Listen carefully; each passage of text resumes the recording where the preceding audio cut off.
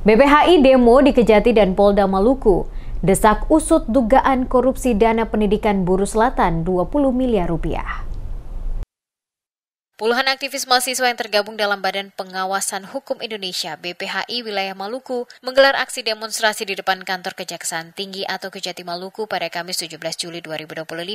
Aksi ini menuntut penuntasan kasus dugaan korupsi di Dinas Pendidikan Kabupaten Buruh Selatan atau Bursel yang diduga melibatkan dua pejabat dinas tersebut. Dalam orasinya, massa BPHI mendesak Kejati Maluku segera menindaklanjuti temuan Badan Pemeriksa Keuangan atau BPK terkait dugaan penggelapan dana pendidikan oleh mantan Kepala Dinas Pendidikan Bursel Muhammad Ali Solisa, serta pelaksana tugas atau PLT Kadis Pendidikan saat ini, Mumin Tomnusa. Ketua Umum BPHI Wilayah Maluku, Ansari BT Keneng, menjelaskan bahwa dugaan korupsi tersebut mencakup dana bantuan sarana dan prasarana pendidikan tahun 2018 hingga 2019. Pada periode itu, Tomnusa menjabat sebagai Kepala Bidang SMP sekaligus manajer pengelolaan dana BOS di Dinas Pendidikan Buruh Selatan. Menurut Ansari, total kerugian negara diperkirakan mencapai 20 miliar rupiah, terdiri atas lebih dari 18 miliar rupiah untuk perawatan gedung sekolah dan sekitar 2 miliar rupiah untuk pengadaan sarana seperti buku dan bangku. Selain itu, bantuan dari pemerintah Australia untuk pembangunan rumah dinas pendidikan juga disebut tidak direalisasikan secara maksimal. Makanya kami datang di hadapan Kejaksaan Tinggi Maluku untuk melakukan audit besar-besaran di Buruh Selatan.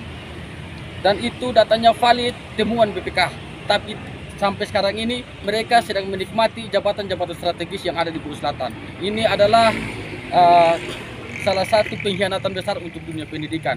Saya salah satu pemuda dari Buruh Selatan sangat menginginkan untuk Kejaksaan Tinggi Maluku dari Polda Maluku untuk segera turun, tangkap dan periksa mereka berdua. Persoalan dugaan temuan BPK 18 miliar lebih dan 2 miliar lebih. Setelah berunjuk rasa di Kejati Maluku, massa BPHI melanjutkan aksi mereka ke depan kantor Direktorat Reserse Kriminal Khusus atau Ditreskrimsus Polda Maluku dengan tuntutan yang sama. Mereka berharap aparat penegak hukum menindaklanjuti kasus tersebut secara transparan dan sesuai aturan hukum yang berlaku.